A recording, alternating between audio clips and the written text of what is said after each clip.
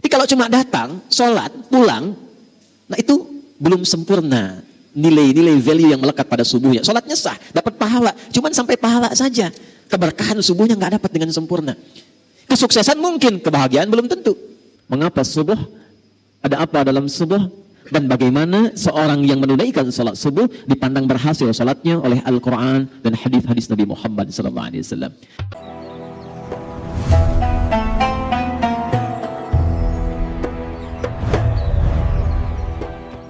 Mengapa di dalam Al-Quran dari 5 waktu salat hanya subuh yang diberikan 2 nama dan disebutkan langsung di dalam Al-Quran dengan sumpah?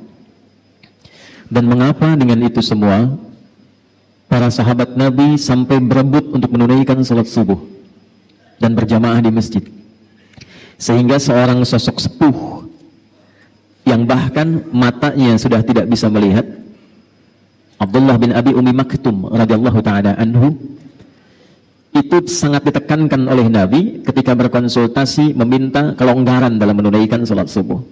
Jadi beliau ini ahli masjid, jeda satu salat ke yang lainnya sering i'tikaf.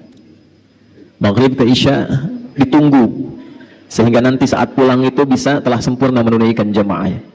Zuhur ke Asar ditunggu. Tapi subuh tidak mudah karena matanya oleh Allah ditutup dari perbuatan maksiat. Ini sering saya tampilkan bahasa halus ini untuk mengarahkan pada diksi yang sering manusia katakan buta. Saya lebih melihatnya sebagai anugerah Allah yang matanya ditutup dari peluang maksiat sehingga ringan hisabnya di akhirat nanti. Anda bisa bayangkan jarak rumah ke masjid itu tidak terlampau dekat. Mata tak bisa melihat. Masjidnya jangan dibandingkan dengan Al-Musabbihin, jauh dari kemegahan. Tiang-tiangnya hanya pelepah kurma, atapnya itu daun-daun kurma, yang kalau panas pasti kepanasan sampai ke dalam, kalau dingin pasti kedinginan, kalau hujan pun itu basah. Karena di antara hadis tentang Lailatul Qadar dalam Sahih Muslim itu, di antara tandanya Nabi melihat dalam mimpi ketika sujud, bangkit dari sujud dan salam, itu terlihat bekas-bekas bagian tanah di keningnya. Konsultasi pada Nabi SAW, ya Rasulullah, aliyya rukhsah, atau kama qala, ya Rasulullah, boleh enggak saya diberikan toleransi untuk salat subuh aja? Bisa enggak saya tunaikan di rumah? Kondisinya punya over, mata sulit melihat, pendamping tidak dimiliki, jarak ke masjid juga tidak terlampau ideal. Boleh nggak diberikan keringanan saya sholat di rumah? Nabi tidak langsung membenarkan, tapi juga tidak melarang. Yang paling menarik adalah Nabi mengonfirmasikan dengan satu isyarat panggilan salat. Nabi menyampaikan, "Au kama qala, atasma'ul adzan?" Engkau masih mendengar azan tidak? Maka beliau menjawab, "Bala ya Rasulullah, ya saya dengar." Dan ingat, azan itu panggilan konfirmasi iman yang langsung dibuka di Al-Quran itu dengan kata iman dan menggunakan adatul hasri, huruf pembatas innama. Quran surah ke-8 ayat kedua. Innamal mu'minuna alladzina idza dzukirallahu wajilat qulubuhum. Orang beriman itu gampang kata Allah mengukurnya. Ciri pertamanya, kalau kita ingin mengetes dan melihat apakah kita masih punya iman, kata Allah, coba dengarkan ketika disebutkan nama Allah, diperdengarkan di telinga kita. Dalam bahasa Arab telinga itu disebut udhun, jamaknya disebut adhan. Jadi adhan itu bukan sekedar panggilan untuk sholat, tapi adhan itu sekaligus diperdengarkan di telinga kita untuk mengonfirmasi apakah dalam perpindahan waktu setiap hari itu. Lihat desainnya, setiap perpindahan waktu dalam sehari, subuh baru bangun tidur, pindah ke siang, pindah ke sore, menjelang malam, sampai menjelang tidur, diperdengarkan di telinga kita apakah masih ada getaran iman tidak dalam jiwa kita. Maka ketika disebutkan nama Allah, idza dzukirallahu, kalau diperdengarkan disebutkan nama Allah, Allahu Akbar, Allahu Akbar, itu otomatis kalau imannya ada getaran itu muncul. Dan itu beda. Tidak sama getarannya dengan getaran cinta misalnya. Beda dengan getaran ketika orang Medan di jalan lihat polisi razia itu. Lain. Allahu Akbar, Allahu Akbar, ya Allah, sudah azan. Nah, itu getaran iman. Atasma'ul adzan, kata Nabi, apakah engkau masih bisa mendengar adzan? Bala ya Rasulullah, saya dengar. Perhatikan kalimatnya. Madumta tasma'ul adzan fa'addiha fil masjid. Selama engkau masih bisa mendengar adzan, berusahalah optimal agar mampu menunaikan subuh itu berjamaah di masjid. Jadi Pak Jamal, gerakan subuh berjamaah itu termasuk sunnah yang dilestarikan sejak era Nabi. 15 abad yang lalu, Itu sudah Nabi kuatkan tentang gerakan subuh berjamaah. Pertanyaannya kenapa? Belum pernah dengar kan gerakan zuhur berjamaah? Ya. Di Ustaz di Aceh punya Masjid Arafah khusus untuk subuh. Saya tadi tanya, kenapa nggak ada zuhur Mina, asar Muzdalifah, subuhnya Arafah? Kenapa ada subuh berjamaah? Dan menariknya Abdullah bin Abi Umi Maktum, kalau sekarang misal kita ambil dalam waktu Medan jam 5, misalnya saja ya, 5:02 itu azan, itu beliau kemudian datang lebih awal, 1 jam sebelumnya, rabak jalan, masuk masjid. Biasa yang kita dengar yang azan itu siapa di zaman Nabi? Bilal bin Rabah. Sejak peristiwa motivasi Nabi itu, peristiwa tentang gerakan subuh, khusus azan subuh itu Abdullah bin Abi Umi Maktum. Sampai 2 kali azannya, ya, azan untuk motivasi supaya siap-siap ke masjid, itu Nabi meminta Abdullah bin Abi Umi Maktum sebelum tiba waktu subuh azan. Itulah sejarahnya kenapa azan subuh 2 kali. Dari Madinah sampai dengan ke Mekah sekarang. Saking pentingnya subuh, cuman subuh yang azan 2 kali. Plus Jumat kan, diantaranya. Tapi yang di era Nabi terjadi itu, di era Nabi itu subuh. Dari sejak itulah kemudian Abdullah bin Abi Umi Maktum azan sebelum subuh, sekitar 30 menit sebelum subuh. Setelah itu baru kemudian datang jamaah persiapan, barulah Bilal bin Rabah azan tepat di waktu subuh masuk. Pertanyaannya, mengapa subuh? Ada apa dalam subuh? Dan bagaimana seorang yang menunaikan salat subuh dipandang berhasil salatnya oleh Al-Quran dan hadis-hadis Nabi Muhammad SAW. Ini yang akan kita bahas di pertemuan subuh ini, dan mudah-mudahan Allah mudahkan kajian kita insyaAllah. Jadi yang tadi mukaddimah ya, sekarang kita masuk isinya. Bismillahirrahmanirrahim. Semua ibadah yang kita tunaikan, baik itu salat, zakat, puasa, umrah dan haji, di dalam Islam menariknya, itu semuanya ada maknanya. Bukan bacaan biasa, bukan gerakan biasa, dan bukan nama biasa. Kita ambil langsung dalam salat. Ini bukan dari takbir sampai salam, sekedar gerakan, bacaan, salam, tutup, selesai. Salat itu tidak hanya sampai situ. Tapi ternyata dari semua gerakan dan bacaannya itu punya makna. Dan dengan makna inilah Nabi bimbing sahabat-sahabat utama sampai mereka jadi orang hebat di zamannya, di semua profesinya. Anda bisa bayangkan, dari sholat saja, yang modal pakaian berbisnis, itu bisa jadi orang paling kaya di zamannya, yang saat kami riset secara serius, itu Abdurrahman bin Auf saja, dikonversi ke masa kini, asetnya itu sampai 72.000 triliun. Dari sholat. Itu hanya mengamalkan makna berdiri. Amr bin As itu membawa rombongan dari Afrika Utara, jalan dari Mesir, Libya, Tunisia, Maroko, Aljazair sampai ke Syam di Syria. Itu semua tempat yang dilewati, tidak ada perang, tidak ada paksaan, masuk Islam, dan dahsyatnya bukan sekedar masuk Islam, tapi tempatnya maju dan berperadaban. Sampai Afrika Utara itu jadi provinsi di masa Musa bin Nusir, gubernurnya Musa bin Nusir, provinsi, pangdamnya Tariq bin Ziyad. Dan dengan kehebatan itu, dari Iberia, Andalusia, Spanyol, Portugal, cuma datang minta bantuan, dikirim panglima pada saat itu dengan beberapa pasukan, itu bisa yang paling dahsyat membangun Spanyol, membangun Portugal, Iberia, Andalusia, sampai punya peradaban 7 abad. Itu dari sholat. Anda bisa bayangkan. Dan dahsyatnya, semua nama yang melekat pada sholat itu bukan nama biasa. Kenapa subuh namanya? Kenapa fajar? Kenapa siang bukan salat nahar? Padahal siang bahasa Arabnya nahar. Kenapa salat zuhur? Kenapa sore bukan salat masa, tapi salat asar? Kenapa maghrib bahkan isya?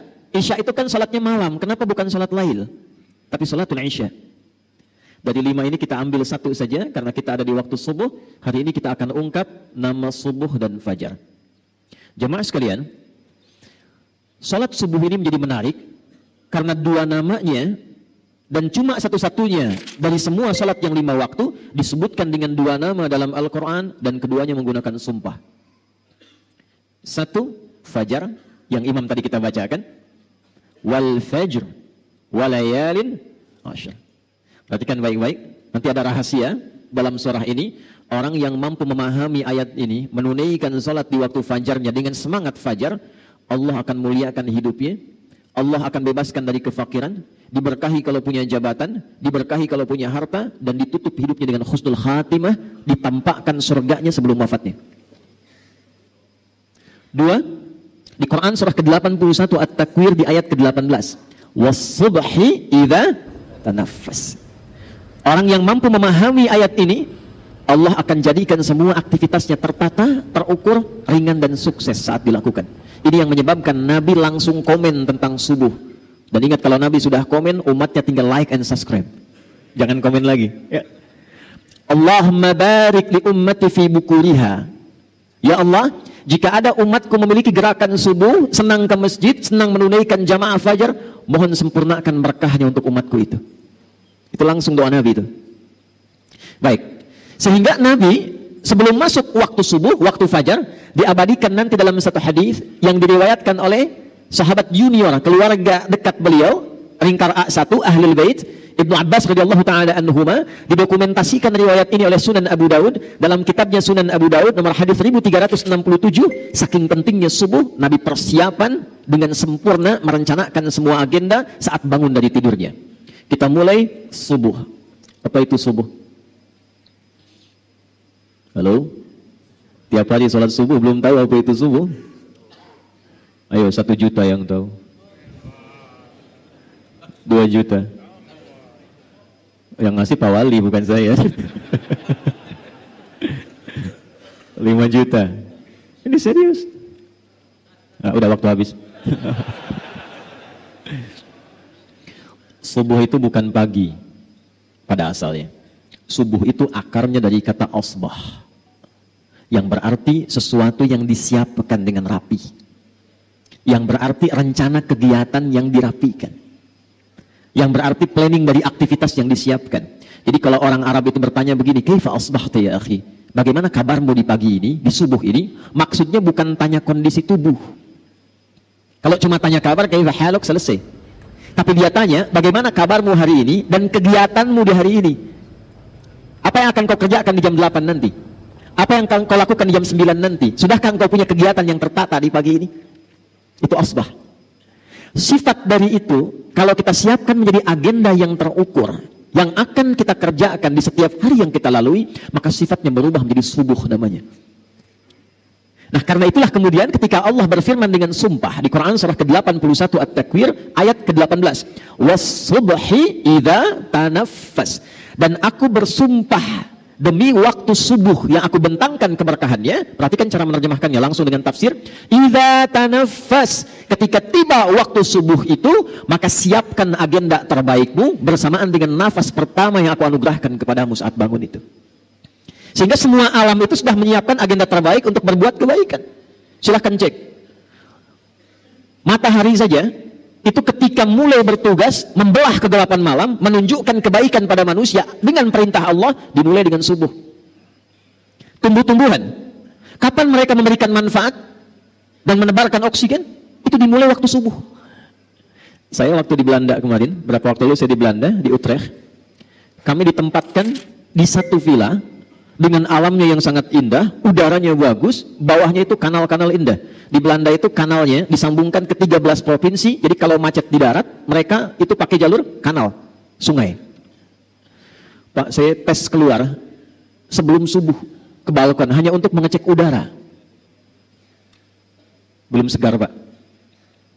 Lalu saya tunggu, begitu tiba waktu subuh, waktu Utrecht di Belanda, begitu tiba waktu itu berubah udaranya dari yang tadinya agak pengap, padahal tumbuhan banyak karena masih karbon dioksida. Begitu tiba subuh, tiba-tiba berubah semua, segar, nyaman, indah. Was-subhi idza tanaffas. Anda bisa bayangkan, mohon maaf, begitu subuh tiba, matahari sudah beramal saleh. Begitu subuh tiba, tumbuhan sudah beramal saleh. Begitu subuh tiba, hewan sudah beramal saleh, ayam sudah berkokok, binatang sudah bertasbih. Mereka sudah punya giat, rencana kegiatan yang disiapkan, dan mereka tidak dihisab. Dikembalikan kepada umatnya Nabi Muhammad SAW. Kita yang dihisab, kita yang beraktivitas, khususnya kita yang muslim yang sudah punya iman, setiap bangun dari tidur ditanya oleh Allah dengan sumpah, hei Adi Hidayat, dari bangun ini, rencana apa yang sudah engkau siapkan untuk dieksekusi di hari ini? Jadi sebetulnya nggak boleh ada orang Islam tuh bangun tidur nggak punya rencana hidup. Jangan sampai ditanya begini, jam 7 nanti apa yang dikerjakan? Belum tahu saya. Nah, itu belum subuhan. Apalagi bila dilakukan dengan berjamaah. Tidak ada satu pun sahabat-sahabat Nabi yang belajar dengan Rasulullah SAW datang ke masjid menunaikan salat subuh kecuali mereka sudah punya rencana yang disiapkan untuk dieksekusi hari itu. Pak Wali datang subuhan. Rencana apa yang disiapkan di hari ini? Jam 7 ada di mana? Jam 8 kerjakan apa? Jam 12 ada di mana? Itulah subuh. Itulah sebabnya mereka berangkat menunaikan aktivitas dari masjid, Pak Ustaz. Itu rahasianya kenapa tunggu syuruk. Dan itu rahasianya mengapa syuruk itu sampai dijamin oleh Nabi, itu pahalanya senilai dengan umrah dan haji.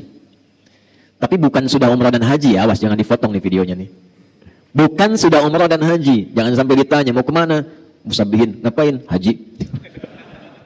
Awas ya, awas nih, karena beberapa tempat nih sudah bergeser itu ya. Awas. Kenapa begitu besar pahalanya? Lihat kalimatnya di hadisnya. Man shallal ghadata fil jama'ati. Siapa yang mau bergerak menunaikan salat subuh berjamaah. Thumma yaqudu yadhkurullah. Lalu dia setelah subuh itu duduk berzikir kepada Allah. Nanti kita lihat rahasia zikir itu apa. Dia duduk berzikir kepada Allah. Thumma yusalli rak'ataini. Kemudian dia menunaikan salat 2 rakaat fi bidayatid duha. Saat tiba awal duha. Awal duha itu matahari naik melewati tempat terbitnya masyrik, lalu dia bergeser. Pergeserannya disebut isyraq. Sifatnya disebut syuruk. Karena itu syuruk itu adalah awal duha. Duha itu punya 3 waktu. Awal duha, pertengahan duha, akhir duha. Dan rakaatnya bisa berbeda. Awal duha itu, kata Nabi, cukup 2 rakaat. Jadi jangan terlampau soleh. Boleh, lebih dari itu boleh. Boleh, tidak ada masalah. Tapi intinya di 2 ini. Fakana alaihi ka ajri hajjin wa umratin. Kalau ada orang sholat subuh, lalu setelah itu dia berzikir, duduk, kemudian dia tiba waktu syuruk sholat 2 rakaat, itu baru bangun mau berangkat beraktivitas, dituliskan oleh malaikat, diperintahkan oleh Allah, tuliskan, dia punya pahala senilai haji dan umrah. Lalu disebutkan oleh Nabi, sempurna, sempurna, sempurna. Kalau ada kata sempurna, sempurna, artinya masih ada nanti umat yang bertanya, masa sih? Ditegaskan di akhir kalimat, Nabi sudah tahu itu. Mungkin ada yang bertanya, masa iya sih dapat haji dan umrah pahalanya? Maka Nabi sebelum ditanya, sebelum orang meragukan, kata Nabi, sempurna, sempurna, sempurna. Jangan pernah ragu. Pertanyaannya, zikir apa yang disiapkan dari subuh ke syuruk itu? Itulah jawabannya yang didapatkan di Sunan Abu Daud, nomor hadis 1367. Imam Abu Daud nama aslinya Sulaiman. Dari Sijistan. Dikenal dengan Sulaiman As-Sijistani, tapi cintanya kepada hadis begitu luar biasa. Sampai hafal banyak hadis, lisannya begitu lunak membacakan hadis, bukan hanya sanad, matan, tapi statusnya. Jadi kalau ditanya, ya Imam, ini hadis apa? Ini statusnya begini, ini sahih, ini dhaif, yang ini mungkar, yang ini matruk, ini maudhu, ini statusnya begini. Saking ringannya lisannya menyebutkan hadis, para ulama komen.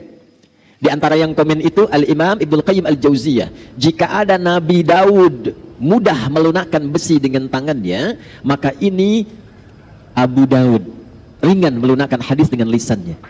Jadi bukan sekedar kunyah untuk keturunan Abu Daud ini, tapi juga memberikan kesan begitu cinta, senang kepada hadis, diberikan anugerah oleh Allah ringan dalam menilai dan menyebutkan hadis.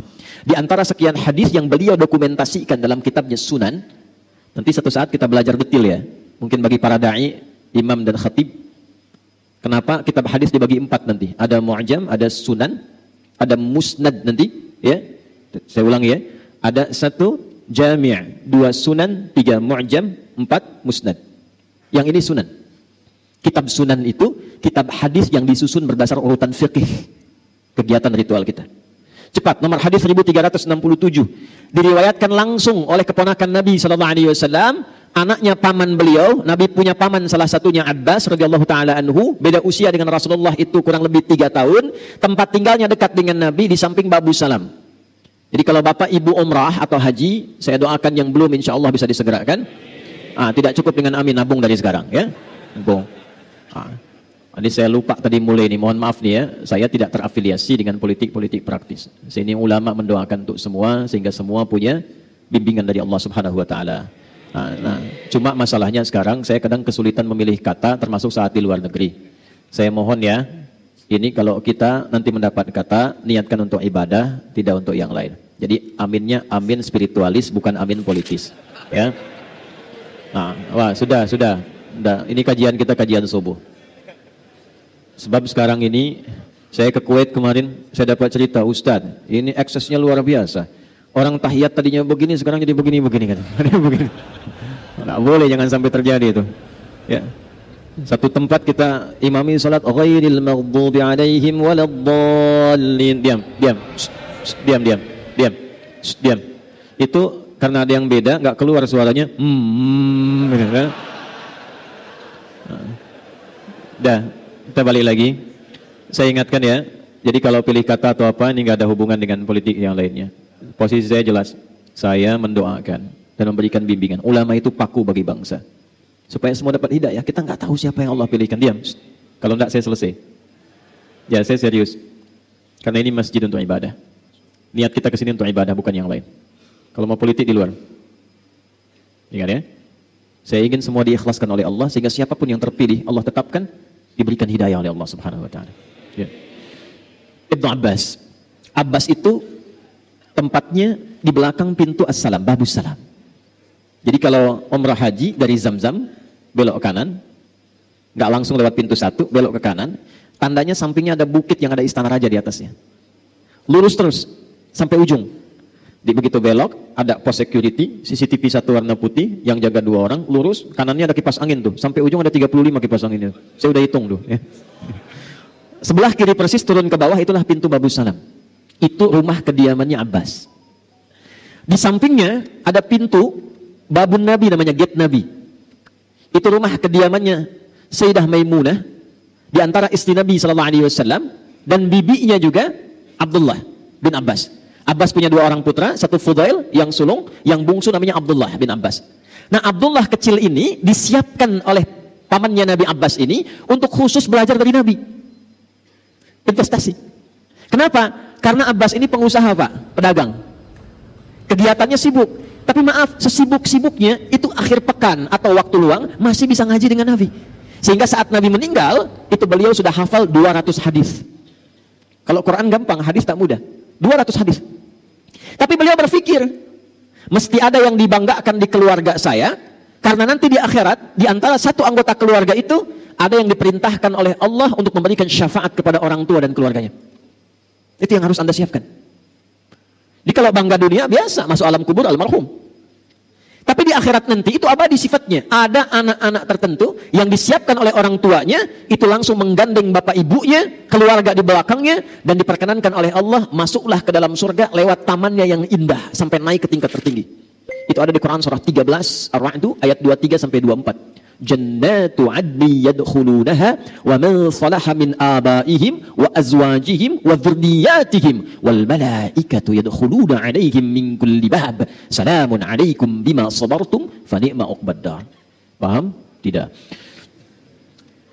Jannatu adni yadkhulunaha. Nanti di hari kiamat kata Allah, ada orang-orang yang aku mintakan cepat masuk surga. Jangan sibuk saat hisab, cepat masuk surga. Padahal suasana hisab itu begitu mencegangkan, sampai orang-orang itu berusaha minta syafaat, gelisah, gemuruh. Tapi ada satu keluarga besar yang kata Allah langsung masuk surga. Yang hebatnya, surga kan 8 pintu, 8 tingkatan. Itu diminta masuk lewat tengah-tengah, di tempat yang paling indah tamannya, lalu diperintahkan gandeng bapak ibumu yang soleh itu, yang telah menyiapkan engkau menjadi pemimpin keluargamu pada saat ini. Wa dzurriyyatihim, gandeng keluargamu di belakang, pasanganmu, keluargamu. Perhatikan kalimatnya. Begitu dia mulai masuk, diperintahkan malaikat oleh Allah, malaikat semua berdiri di setiap depan pintu surga yang dijaga dan ucapkan selamat kepada keluarga besar ini. Maka malaikat masuk dan berdiri di setiap pintu surga. Wal malaikatu yadkhuluna alaihim min kulli bab. Salamun alaikum bima sabaratum. Ucapan selamatnya, selamat keluarga besar karena Anda telah sabar meniti jalan ke sini saat di dunia. Sabar. Saat turun ayat ini dibaca oleh sahabat. Di antara yang baca dengan sempurna itu paman Nabi SAW. Beliau seorang pedagang. Beliau pekerjaannya sibuk. Kadang juga merantau. Walaupun sesekali masih ikut kajian Nabi. Tapi kalau saya boleh cuma hafal 200, anak saya mesti lebih dari saya. Bapaknya nggak hafal Quran, anaknya mesti hafal. Bapaknya mungkin bukan ahli fiqih, tapi satu di antara anak saya mesti menjadi ahli fiqih. Maka disiapkanlah Abdullah kecil ini yang usianya dari sejak dini 2 tahun, 3 tahun disimpan di majlis Nabi. Ketika anak ini dari kecil disimpan di majlis Nabi, tumbuhlah cintanya pada Rasulullah SAW. Kemana-mana ikut Nabi, penasaran dengan Nabi. Di antara saking penasarannya, beliau ingin tahu bagaimana bangun tidurnya Nabi sebagai persiapan subuh. Jadi hadis ini diriwayatkan oleh anak kecil yang belum balik. Saking cintanya dengan Nabi. Dan kelak nanti ketika Nabi meninggal, bapaknya Abbas tadi, bapaknya Abdullah, hafal hadis 200, anaknya hafal 2000 hadis. Di antara hadis yang beliau hafalkan adalah apa yang akan saya bacakan ini. Qala An Ibnu Abbas radhiyallahu taala anhuma qala, hadis riwayat Ibnu Abbas. Ini tolong catat baik-baik ya. Ini rumus dalam hadis. Kalau Bapak Ibu teliti baca hadis, kalau ada jasa ayah kepada anak dalam mendidik, itu nama anak nggak pernah disebutkan dalam riwayat hadisnya. Yang disebutkan bapaknya. Pernah dengar Ibnu Umar? Pernah dengar Ibnu Abbas tadi? Yang kita tahu kan Ibnu Abbas, Ibnu Umar. Nama aslinya siapa? Ibnu itu anak laki-laki, Umar anak laki-lakinya Umar. Ibnu Abbas anak laki-lakinya Abbas. Nama anaknya nggak disebut, Abdullah nggak disebut. Kenapa? Untuk memberikan petunjuk pada umat di masa depan. Nih, ini seorang bapak hebat, seorang ibu hebat, bisa mendidik anaknya sampai sukses. Kalau anak sukses, bapak ibunya ikut dalam namanya. Bukan cuma pahalanya, tapi namanya pun akan dikenang. Ada anak pesantren hafal Quran, ngimami subuh misal di Masjid Al-Musabbihin, bacaannya bagus. Yang ditanya pertama kali, anak siapa tuh? Anak siapa? Maka kalau bapak ibu ingin dikenang, jadi orang hebat, melintasi zaman, bukan cuma saat ini, 10 tahun ke depan masih orang tahu, 20 tahun ke depan masih orang tahu. Di akhirat namanya diviralkan oleh Allah, panggil lewat malaikat. Apa yang harus disiapkan? Investasikan satu di antara anak itu menjadi anak yang baik, yang dekat dengan Allah Subhanahu wa taala. Maka Ibnu Abbas mengatakan dari hasil pendidikan ayahnya, perhatikan kalimatnya. Kana Nabi sallallahu alaihi wasallam, adalah kebiasaan Nabi sallallahu alaihi wasallam jika bangun di malam hari sebagai persiapan subuhnya. Fajalasa, duduk dulu. Kata Ibnu Abbas itu kalau beliau itu bangun tengah malam lebih sedikit atau pas atau kurang sedikit. Saya konversikan ke waktu Indonesia, kurang lebih patokannya jam 2 lah. Lewat sedikit, mungkin 2/4, setengah 3, atau kurang sedikit setengah 2. Itu kebiasaan Nabi bangun. Jadi saking pentingnya subuh, disiapkannya oleh Rasulullah bangunnya sebelum subuh. Saking pentingnya subuh. Dan jadi kebiasaan kata Ibnu Abbas. Apa yang dilakukan oleh Nabi? Maka saat bangun itu beliau duduk dulu. Ini sunnah. Jadi bukan bangun langsung baca doa, bukan. Ya, bangun tuh duduk dulu. Dalam duduk itulah dibiarkan dulu darah mengalir, tenang dulu. Yang kedua, famasaha biyadihi min athari naumi. Beliau kemudian menggunakan bagian tangannya yang bersih untuk menghilangkan bekas kantuknya. Hilangkan dulu ngantuknya. Ya, jadi bukan bangun tidur langsung baca doa, tidak. Doa itu bagusnya dibacakan dalam keadaan sadar dan khusyuk. Bangun jam 2, ngantuk masih ada. Alhamdulillah nih. Ayo nah, sadar jam 6. Sadar dulu. Karena doa itu ketika dipanjatkan dalam keadaan sadar, diiringi dengan hati yang khusyuk, seketika jawaban muncul. Minimal ada getaran hati, ada ketenangan, konfirmasi dalam jiwa kita. Maka apa yang terjadi? Baru kemudian setelah sadar, hilang ngantuknya, ini yang pertama dilakukan. Kita kombinasikan dengan hadis Al-Bukhari dari dua orang sahabat, Mu'adz bin Jabal dan Jundub bin Junadah radhiyallahu taala anhuma. Faqara'a, maka baru Nabi membaca doa. Perhatikan doanya. Alhamdulillahilladzi ahyana ba'dama amatana wa ilaihin. Pertanyaan saya, paham nggak maknanya apa doa itu? Ini sebetulnya komitmen awal kita menjalani hidup. Alhamdulillahilladzi ahyana. Ya Allah, terima kasih. Hamba memujimu dan bersyukur padamu yang telah memberi kesempatan hamba hidup di hari ini. Walaupun engkau bisa wafatkan hamba dalam tidur tadi, namun engkau perkenankan sesuai dengan ajal yang telah engkau tetapkan. Terima kasih ya Allah, diberikan kesempatan hidup lagi di hari ini. Alhamdulillahilladzi ahyana ba'dama amatana. Ini kuncinya. Wa ilaihin nusyur. Hamba berjanji ya Allah, hari ini akan mencari bekal terbaik dalam hidup supaya siap saat pulang. Jadi nusyur itu artinya menyebar untuk pulang.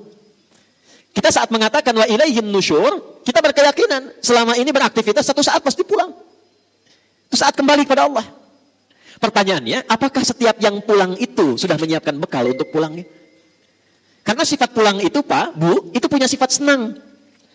Ya, Bapak Ibu di Jakarta menjelang Lebaran, mau akhir Ramadan, pulang kampung senang tidak? Pulang ketemu keluarga senang tidak? Senang. Senang itu pulang kalau ada bekal. Saya tanya ada orang, kenapa tak pulang? Saya tak ada bekal Ustaz katanya. Tapi kalau dia sudah punya bekal, walaupun cuma pakai motor, motornya bebek, itu bekalnya jadi singa tuh. Belakang kasih pelepah pisang, tambah lagi kemudian bacaan dus 1, dus 2, dus 3. Di belakang dekat knalpot dia tuliskan, aku pulang sayang. Dan di rumah dia kabari, ini miniatur kehidupan. Di rumah dia kabari, aku pulang nih, abang pulang katanya. Dan yang di rumah itu bisa menyiapkan bekal yang tadi telah disiapkan untuk datang, diganti dengan semua persiapan yang indah. Rumah dicat, kue-kue disiapkan, yang tidak ada jadi ada dan cuma ada di Indonesia. Mohon maaf, Itu kalengnya kaleng biskuit, isinya bisa rangginang. Saya tidak sebut nama supaya tidak endorse itu ya. Nah itu miniasi dunia, makanya disebut Id. Id itu pulang. Innallaha la yukhliful mi'ad. Mi'ad itu waktu pulang. Tempat pulang disebut ma'ad. Innalladzi farada 'alaikal Qur'ana laradduka ila ma'ad. Hei engkau yang sibuk, hei yang punya jabatan, hei yang punya kekayaan, hei yang merasa pintar, hei yang ini, hei yang itu, silahkan kau kerjakan apapun dalam hidupmu, tapi engkau pasti pulang. Quran surah 39 ayat 30, innaka mayyitun wa innahum mayyitun. Muhammad, engkau akan pulang dan umatmu pun semua akan pulang. Nah, ini mayit nih. Saya juga mayit, calon meninggal. Ya, antum mayit nih. Meninggal tuh. Meninggal. Waktunya bisa beda-beda, bisa antum duluan, saya belakangan bisa. Atau dibalik, balik bisa terjadi, saya belakangan antum duluan bisa. Bisa. Ya, kan mungkin saja terjadi ya. Ya. Balik tuh. Apa yang Nabi siapkan? Supaya kita beraktivitas menjelang pulang. Itulah yang Nabi bacakan, faqara khawatim surah Ali Imran. Ini persiapan sebelum subuh. Di sini kita akan fokuskan bahasan kita. Maka Nabi menunjukkan, siapkan bekal dari 11 ayat terakhir surah Ali Imran. Itu kunci menjalani semua aktivitas hidup setiap hari. Saking pentingnya ayat ini dibacakan setiap hari oleh Nabi saat bangun tidur dan disiapkan untuk dieksekusi setelah keluar dari masjid sholat subuh. Inna fi khalqis samawati wal ardi wa ikhtilafil laili wan nahari la ayatin liulil albab. Fokus. Alladzina yadhkuruna Allaha qiyaman wa qu'udan wa 'ala junubihim. Masih ingat tadi setelah salat subuh zikir menunggu syuruk kan? Dijawab di ayat ini, alladzina yadhkuruna Allaha qiyaman wa qu'udan wa 'ala junubihim wa yatafakkaruna fi khalqis samawati wal ard. Rabbana ma khalaqta hadza batila subhanaka faqina adzabannar. Belum selesai. Rabbana innaka man tudkhilin nar faqad akhzaita wa ma lidh-dhalimin min ansar. Belum selesai. Rabbana innana sami'na munadiyan yunadi lil imani an aminu bi rabbikum fa'amanna. Rabbana faghfir lana dhunubana wa kaffir 'anna sayyi'atina wa tawaffana ma'al abrar. Rabbana wa atina ma wa'adtana 'ala rusulika wa la tukhzina yaumal qiyamah innaka la tukhliful mi'ad. Sampai sini saja, sampai pulang. Ini saking pentingnya kita bacakan 17 kali dalam sehari. Di setiap waktu sholat fardu. Jadi gambaran kurikulum hidup ini yang kita kerjakan setiap hari, kita minta sama Allah dijaga istiqamah 17 kali dalam sehari. Anda bayangkan. 1. Inna fi khalqis samawati wal ardi wa ikhtilafil laili wan nahari la ayatin liulil albab. Saya cepat terjemahkan langsung dengan tafsir. Orang cerdas itu, orang pintar itu, orang yang paham esensi sesuatu, dia tidak akan hanya menikmati hidup menatap langit dan menjalani kehidupan di bumi saja. Lihat langit indah, jalan-jalan, nikmati aktivitas di bumi, tidak. Orang cerdas, orang pintar yang tahu inti kehidupan itu. Inti sesuatu, itu disebut lub namanya. Tahu kelapa? Oh. Ini Pak Wali itu, Pak Ijek, Pak Bobi, kemarin saya makan satu tempat di sini, ada kelapa. Tapi kelapanya Thailand. Kenapa nggak ada kelapa Medan? Ya, saya makan di Medan, kelapanya kelapa dari Thailand. Nanti ada hadis Nabi di ujung saya ingatkan tentang kondisi masa depan yang perkembangan teknologi semakin cepat. Supaya nggak lompat-lompat saya urutkan dulu. Kelapa itu ada kulitnya nggak luarnya? Serabut ya. Setelah ketemu serabut ketemu apa? Batok kelapa. Setelah ketemu batok ketemu apa? Ada dagingnya ya. Nah, lalu air kalau kita lihat kelapa di dalamnya itu kan ada daging halus tuh ya. Itu yang paling enak kan? Itulah lub namanya. Inti sesuatu, inti kelapanya. Lub. Jamaknya disebut albab. Ada orang yang kalau disebutkan sesuatu paham, oh ini intinya, arahnya ke sini. Itu ulul albab. Tapi ada orang yang dijelaskan sekali belum paham, 2 kali baru paham, daging kelapa. 2 orang disebutkan, yang satu paham, yang satu 3 kali belum paham, batok kelapa. Disebutkan sesuatu diarahkan, berjam-jam diberi arahan, nggak mau paham, serabut itu namanya. Dan biasanya yang sering kejebak dengan serabut kelapa itu monyet. Coba lihat monyet tuh, sering kejebak dengan serabut kelapa. Jadi bedanya hewan dengan manusia, manusia itu didesain oleh Allah inti otaknya itu dan inti hatinya untuk cerdas dan pintar. Tidak ada manusia bodoh, cuma di lagu. Ada band yang bandnya sudah nggak ada.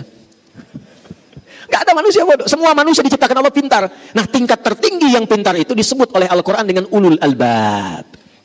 Siapa ulul albab ini? Tingkat tertingginya yang paham tugas dia dalam menunaikan kehidupan di bumi untuk pulang ke akhirat. Jadi kalau cuma mengumpulkan harta, berangkat gelap, pulang gelap, harta banyak, akhir pekan liburan, tunjukkan, bikin status, maaf, itu belum ulul albab, itu baru batok kelapa. Karena jahiliyah pun banyak begitu. Kalau cuma berebut untuk dapat kedudukan, berebut sampai naik tingkat tertinggi, bangga dengan itu, pasang baligo besar-besar hanya untuk mendapat kedudukan, bukan untuk menggunakannya pada yang baik, itu baru batok kelapa. Karena jahiliyah itu banyak mengerjakan demikian. Ketika Al-Quran turun dan ingin merubah orang-orang Islam jadi orang pintar, orang bermanfaat, orang berbahagia, orang sukses, maka turun ayat. Orang pintar itu orang yang paham esensi kehidupan, untuk apa dia ada di dunia, dan bagaimana dia cara pulang meninggalkan dunia. Maka apa yang dia lakukan? Alladzina yadhkurunallah. Maka dia berkonsultasi tersambung kepada pencipta langit dan bumi. Ya Allah, kenapa saya diciptakan? Apa tugas saya? Untuk apa saya menjalani kehidupan di bumi ini? Qiyaman wa qu'udan wa ala junubihim. Ya Allah, berikan pedoman pada saya saat saya berdiri, jalan, lari, apa yang harus saya kerjakan. Saat saya duduk, bagaimana saya harus lakukan. Saat saya tiduran pun bagaimana tidur yang baik. Karena itu Anda tidak akan pernah temukan pedoman yang lengkap dari berdiri sampai tidur, bahkan caranya dan doanya, kecuali dalam Islam.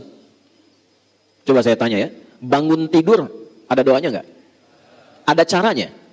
Mau tidur ada doanya enggak? Ada caranya. Ada. Pertanyaan saya, cara bangun tidur dengan cara akan tidur sama tidak? Doa bangun tidur dengan doa mau tidur sama tidak? Doa itu bukan sekedar menjadikan aktivitas jadi ibadah, tapi isinya petunjuk bagaimana menjalani aktivitas itu. Ini perkara minum nih, ini langsung saya contohkan ya. Perkara minum. Di Islam tuh sampai diatur. Bagaimana cara minum yang baik? Idza quddimat ta'am. Adinda kata Nabi, jika makanan, hidangan, minuman sudah dihidangkan di hadapanmu, khudh biyaminika ma yalik, ambil dengan tangan kananmu yang paling dekat denganmu. Yang paling dekat. Jadi kalau jus jambunya jauh, yang dekat itu air minum biasa, tawakal saja. Karena itu Bu, kalau ibu masak menghidangkan, maksud hadis ini, ibu harus kenal dengan anggota keluarga. Dia suka apa? Kalau dia suka ayam, dekatkan dengan ayam. Kalau dia suka ikan, dekatkan dengan ikan. Jangan dia suka ayam, di depan dikasih jengkol.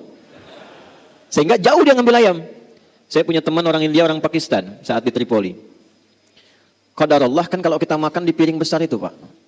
Ya, makan sama-sama. Jadi begitu mau makan, si India ini depannya ayam, Pakistan cuman nasi biryani depannya, ayamnya nggak ada. Jadi kambing ayam depan yang India, Pakistan pinter, diajak ngobrol yang Indianya, bla bla bla bla, dia putar piringnya begini pelan-pelan tuh. Begitu ayamnya sudah di depan dia, kambingnya depan dia, dia mau siap makan, rupanya India pun putar. India pintar, dia bilang sama kawannya Pakistan, ya akhi, di dunia ila qurratiha. Kawan, kita kembalikan dunia pada porosnya. Dia putar lagi tuh. Kita kembalikan dunia pada porosnya. Ya.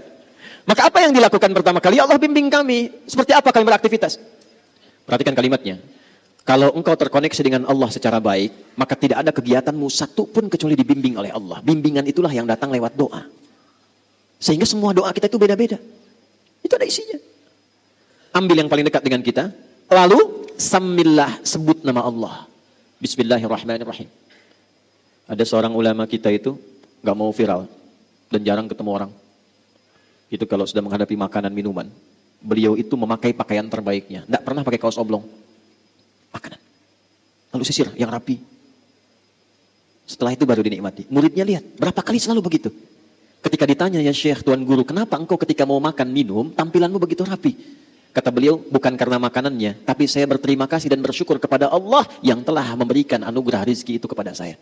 Jadi saat saya makan, saya merasa Allah mengawasi saya bersyukur dengan semua itu. Sebut nama Allah, Bismillahirrahmanirrahim. Di semua aspek. Nah, sebelum kita mengeksekusi itu, wa yatafakkaruna fi khalqis samawati wal ardh. Siapkan tafakkur. Apa itu tafakkur? Tafakkur itu merencanakan dengan pikiran kita, menyiapkan agenda yang terstruktur, dibimbing oleh akal kita. Mau dikerjakan apa? Berdiri, duduk, dan tiduran di hari itu. Susun agenda. Mau bangun jam berapa? Pagi ada di mana? Siang mengerjakan apa? Malam mau istirahat jam berapa? Orang pintar itu dia susun agendanya, bagaimana saat ia kerjakan ini tersusun dengan rapi, lalu kemudian dia niatkan pekerjaan itu untuk mencari bekal pulang. Itulah ulul albab. Ya, ada pedagang pengusaha di sini? Saya mau tanya, Anda usaha itu untuk apa? Hah? Dapat harta? Bagus, memang betul begitu. Nggak usah takut ya. Kalau sudah dapat harta mau apa? Kaya, umroh. Boleh, nggak apa-apa. Lihat baik-baik nih, lihat baik-baik. Kalau cuma kita mencari harta untuk kebutuhan dunia, itu umum, sah-sah saja. Dan di Quran ada ayatnya, Al-Baqarah ayat 200. Wa minan nasi may yaqulu rabbana atina fid dunya. Bukan, kalau belum hafal diam dulu. Wa ma lahu fil akhirati min khalaq. Ada orang-orang itu yang hidupnya lelah dia untuk mencari dunia, untuk dunia aja, tapi akhirat gak dapat apa-apa. Nah, yang ideal itu ada orang yang dunianya dia bahagia, akhiratnya pun dia mulia. Dunia sukses, kaya, punya kedudukan, ilmu luas, luar biasa. Akhiratnya pun luar biasa, juara dia. Itulah ayat 201 yang sering kita hadirkan dalam doa. Wa minhum may yaqulu rabbana atina fid dunya wa fil akhirati hasanah wa qina. Sukses dia, bahagia dia. Nah, bagaimana cara mengonversi itu? Pertama, lihat pesannya, langsung diterapkan oleh Nabi lewat bahasa Quran tadi. Was-subhi idza tanaffas. Kalau sudah menjelang subuh, malam-malam itu siapkan dulu. Apa rencana besok? Karena itu Nabi itu sebelum tidur, itu yang dilakukan evaluasi dulu. Tadi kerjakan apa seharian ini? Oh iya, saya ke masjid misalnya, jamaah. 5 kali jamaah enggak? Ke masjid enggak? Baca Quran enggak? Besok saya siapkan. Kalau tadi 3 kali saya ke masjid, besok 5 kali saya ke masjid. Siapkan. Masjid pertama, Al-Musabbihin. Masjid kedua, A. Masjid ketiga, B. Masjid ketiga. Terus sampai dengan Isya. Jamaahnya di mana? Pekerjaannya apa? Ukur semua. Siapkan. Begitu sudah siap, begitu sudah baik, itulah yang disebut dengan tafakkur. Wa yatafakkaruna fi khalqis samawati wal ardh. Rabbana ma khalaqta hadza batila. Kalau semua orang begitu, enggak sia-sia pekerjaannya. Ya, maaf, silakan, kata Allah silakan. Anda tugasnya di udara, yang pilot, ada pramugari, ada macam-macam, enggak dilarang jadi pilot, silakan. Jadi astronot silakan. Yang penting itu jadi pilot yang terukur. Jadi astronot yang punya rencana yang baik. Siapkan dari sekarang. Anda tugas di lautan silakan, ada nelayan misalnya. Ada bakamla jaga, silahkan. Tapi siapkan apa yang harus Anda lakukan saat akan berangkat ke lautan itu punya rencana yang jelas. Di daratan juga demikian. Setelah itu, ini yang hebat. Ini yang hebat. Iringi semua kegiatan itu dengan persiapan sampai akhirat. Satu, kata Allah, jangan sampai engkau berbuat maksiat dan kerusakan dalam pekerjaanmu, karena neraka itu lebih keras ancamannya dibandingkan dengan keadaan dunia. Rabbana innaka man tudkhilin nar faqad akhzaita. Susun rencana yang baik, niatkan ikhlas untuk kemanfaatan. Jangan sampai terancam dengan neraka. Apa diantaranya? Maaf, 2 sumbernya. Neraka itu cuma 2 sumbernya. 1 fahsya, 2 mungkar. Fahsya, keburukan yang diingkari oleh hati, sumbernya syahwat farj. Zina, selingkuh, LGBT, pornografi, porno aksi, kata-kata jorok, kotor, itu fahsya. Mungkar, keburukan yang diingkari oleh hati, sumbernya nafsu perut dan akal. Maaf, korupsi, saling berselisih, bikin hoax, saling mencela, saling menjatuhkan, merampok, membunuh, itu mungkar. Saya mau tanya pada Bapak Ibu sekalian, amalan apa yang oleh Allah disiapkan untuk membuat seseorang terjauh dari fahsya dan mungkar? Cuma sholat. Ada di Quran surah 29 ayat 45. Innas sholata tanha anil fahsya wal. Jadi standar sholat itu bisa merubah seorang jadi baik. Standar sholat yang paling pokok. Jadi kalau orang sholat pasti baik. Nah, karena sholat itu otomatis kalau orang sudah sholat pasti jadi baik. Sholat itu sifatnya taat, lawan taat maksiat. Tak ada orang sholat itu bermaksiat, tak ada. Ya. Orang jahiliyah itu dirubah menjadi khairul ummah itu dengan sholat. Itu standar, artinya standar biasa. Subuh itu standarnya lewat dari situ, melebihi standar. Kalau orang sholat subuh bukan cuma baik, tidak cukup menjadi orang baik. Kalau ingin merubah sesuatu berkemajuan, jadi hebat, mencerahkan, jadi maju, jadi sukses, harus punya rencana. Kamu usaha apa rencananya? Strateginya apa? Kegiatannya apa? Buat rencana. Dari subuh itu punya rencana kehidupan. Kalau tugas untuk pribadi, untuk keluarga, anak saya nanti mau bagaimana ke depan? Siapa yang jadi ahli Quran? Siapa yang jadi ahli fisika? Siapa yang jadi dokter? Siapa yang jadi ahli fikih? Dengan istri kompak, nah itulah yang disebut ulul albab. Kalau amanahnya lebih luas, RT, RW misalnya, sampai ke lurah, camat, sampai ke wali kota, sampai ke gubernur, sampai ke atas lagi, maka disiapkan rencananya dengan sifat-sifat tugas kerjanya. Di Sumatera Utara ini bukan cuma bicara siapa yang kemudian naik jadi pemimpin, tapi apa yang akan dilakukan setelah kemudian Allah berikan amanah itu. Mitigasikan. 33 kabupaten ini kekurangannya apa? Masuk hadis Nabi. Perhatikan. Sayati 'alaikum zamanun aw kama qala, akan datang satu masa nanti. Ditandai dengan taqarubuz zaman, waktunya begitu cepat berlalu. 1 tahun kayak sebulan, sebulan kayak sepekan, sepekan kayak sehari, sehari saya sekilatan. Pada saat itu terjadi, taqarubul aswaq, pasar mudah diakses. Dulu ibu ke pasar tuh pakai angkot, Bu. Turun, belanja. Sekarang klik di handphone, barangnya datang. Jadi benar yang Nabi sampaikan, terjadi. Pasar mudah diakses. Tapi saat yang bersamaan, yantashirul kadzib, manipulasinya banyak. Benar kayak salah, salah kayak benar. Orang mulai tipu-tipu. Dan tipu-tipunya karena ada perkembangan teknologi, pindah dari offline jadi online. Sekarang banyak tertipu dalam online. Dulu judi itu offline, sekarang judi online. Sampai Zeus bingung ikutan judi itu. Saya bingung kalau di jalan tuh, lihat ini ke Banten, lihat Spiderman minta-minta. Transformer sudah di jalanan, sekarang minta sumbangan. Di Medan masih manusia silver ya, di Banten tuh Spiderman turun ke bawah minta sumbangan. Zeus ikutan judi kan. Tuh. Memang dunia ini sudah kacau sekarang.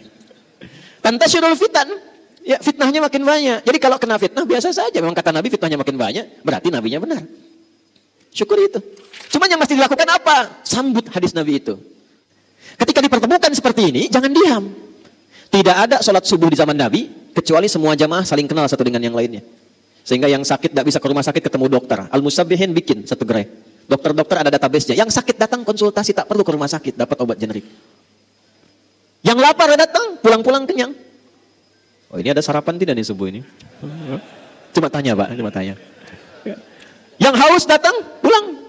Yang tidak punya pekerjaan, ada database. Wah ini yang punya usaha, konsultasi. Selesai. Itulah subuh. Karena itu sifatnya gerakan. Gerakan itu bergerak, beraktivitas. Jadi kalau cuma datang, sholat, pulang, nah itu belum sempurna. Nilai-nilai value yang melekat pada subuhnya. Sholatnya sah, dapat pahala. Cuman sampai pahala saja. Keberkahan subuhnya nggak dapat dengan sempurna. Kesuksesan mungkin, kebahagiaan belum tentu. Jadi ada sukses saja, ada bahagia saja, ada sukses dan bahagia. Sukses saja disebut dengan fauz, saya akhiri. Bahagia saja disebut dengan, awas hati-hati, fariha. Ya. Kalau sukses dan bahagia disebut dengan falah namanya. Saya ulangi, falah namanya. Ini saya pilih ya. Coba pilih. Kaya tapi gelisah atau miskin tapi tenang. Pilih. Kaya tapi nah, ya sudahlah terlihat mukanya begitu.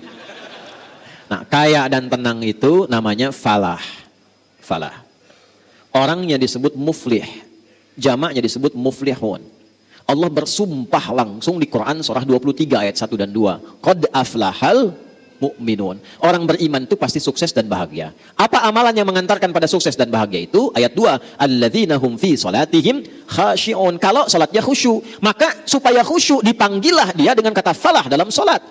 Saat azan itu berkumandang, Anda tanya, kenapa saya mesti sholat? Dijawab langsung oleh suara muadzin, hayya 'alas shalah. Kenapa saya mesti sholat ya Allah? Jawab, hayya 'alal falah, supaya engkau sukses dan bahagia. Jadi sebetulnya motivasi sholat itu bukan hanya menjadikan kita dapat pahala, supaya kita hidupnya sukses dan bahagia.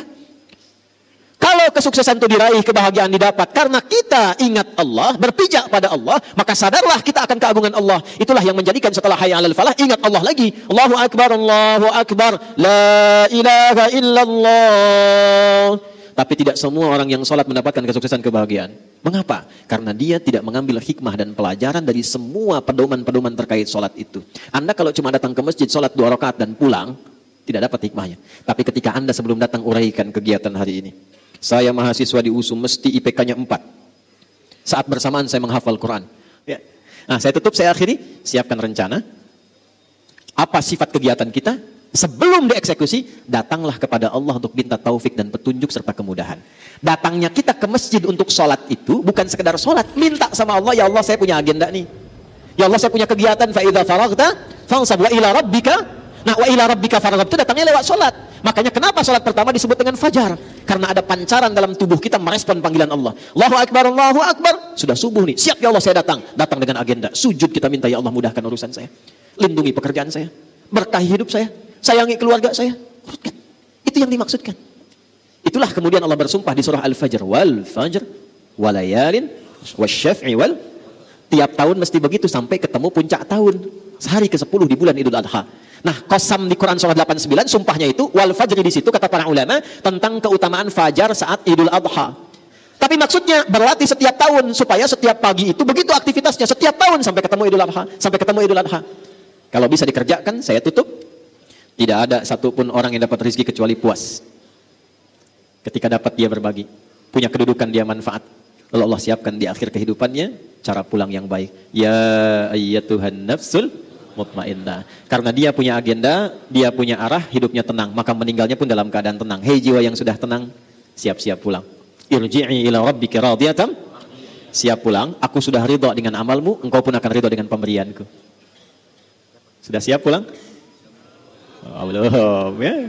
Baik. Ada satu penjaga masjid di Pasar Rebo di Jakarta, tapi di daerah, bukan di kotanya. Tugasnya marbot masjid aja.